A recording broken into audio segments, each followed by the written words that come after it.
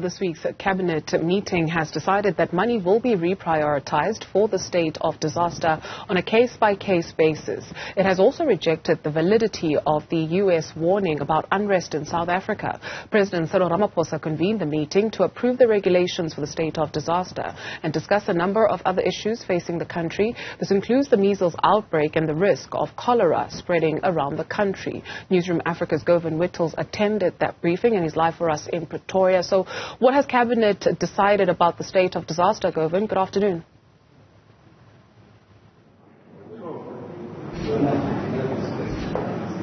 Good afternoon. Dudu. Cabinet has decided to approve the regulations that were published by the Cooperative Governance and Traditional Affairs Department. They're expecting an elaboration by the department to happen tomorrow during a media briefing. That's where we expect to get clearer answers on whether or not they will reprioritize funds for use in the state of disaster, and if so, how much of the funds will be reprioritized and on which basis that will happen. According to the minister in the presidency, they'll do it on a case-by-case basis.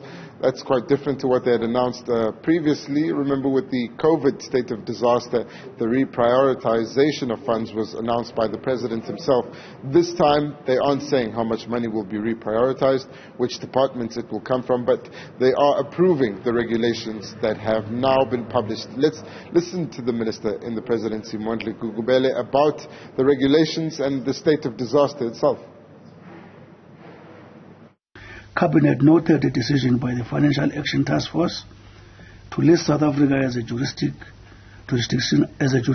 under increased monitoring, or more commonly referred to as FATF's grey list.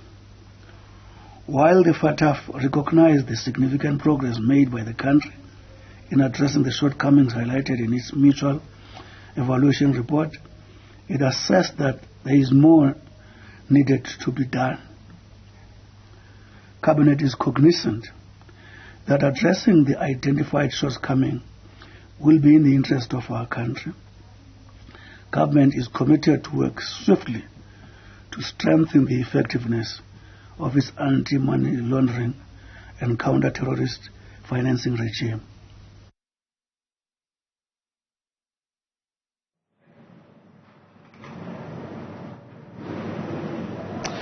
Minister in the presidency, Mondli Gungubele, those are the remarks based on the grey listing of South Africa, which they obviously say they want to respond to urgently and ensure that the country is protected or has adequate legislation that protects it from money laundering, and remarks there about the state of disaster regulations which have been released already.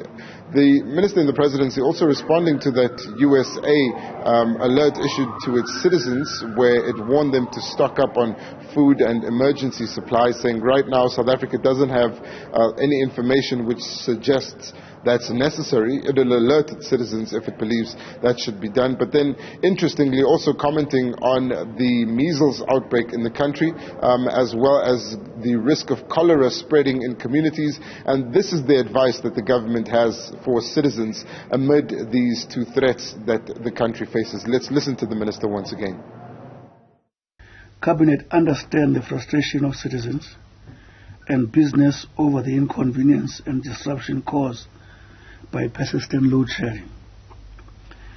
The commitments from the State of National Address and the budget allocation strengthen the capability of the state to fast-track interventions outlined in the Energy Action Plan. The recently published National State of the Disaster Regulations by the Minister of Cooperative Governance and Traditional Affairs allows governments to respond more effectively and with the necessary pace to deal with the severe electricity supply constraints. Moreover, it ensures transparency and accountability by enabling departments to guide their sectors. Regular progress update will be provided. We have a special briefing. The measles outbreak poses a risk to children who are not immunized.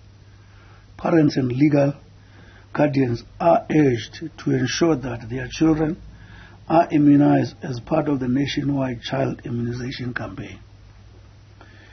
Measles symptoms include measles, symptoms include fever, red eyes, running nose, and cough, typically appearing before the characteristic rash.